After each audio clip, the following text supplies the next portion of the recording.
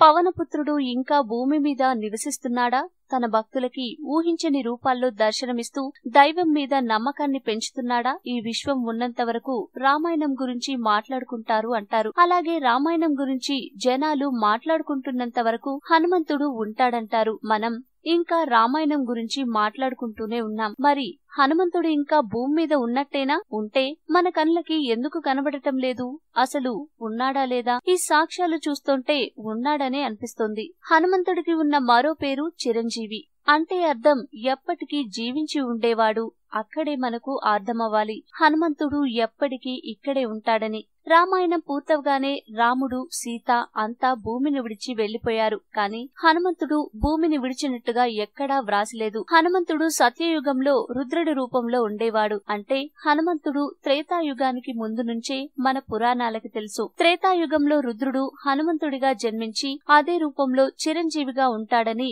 పురాణాలు చెప్తున్నాయి. ద్వాపర యుగంలో కూడా హనుమంతుడు ఉన్నాడు. జెండాపై కపిరాజుగా మారి కురుక్షేత్రాన్ని నడిపించాడు కూడా. ఇప్పుడు కలియుగంలో కూడా తమకి దర్శనమిచ్చాడని భక్తులు అంటున్నారు. అన్ని యుగాల్లో ఉన్నాడు, ఇకపై ఉంటాడు. కాబట్టే హనుమంతుడు చిరంజీవి. హనుమంతుడు విశ్వరూపం దాల్చిన పాదముద్రలు చాలా దేశాల్లో కనిపిస్తాయి. అంత పెద్ద మనిషిని మనం ఎరుగం. ఆ పాదముద్రలు హనుమంతుడివి కాక ఇంకెవరివి? తాము వానరుడైన హనుమంతుడిని చూశామని ఒకరు కాదు, ఇద్దరు కాదు, వందల మంది భక్తులు చెప్పారు. ఆయన అందరికీ దర్శనమివ్వడు.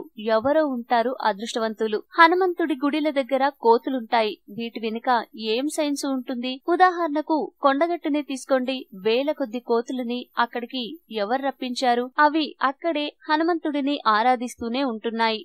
ఈ వీడియో మీకు నచ్చితే లైక్ చేయండి, అందరికీ షేర్ చేయండి, కానీ సబ్స్క్రైబ్ చేయడం మాత్రం మర్చిపోకండి.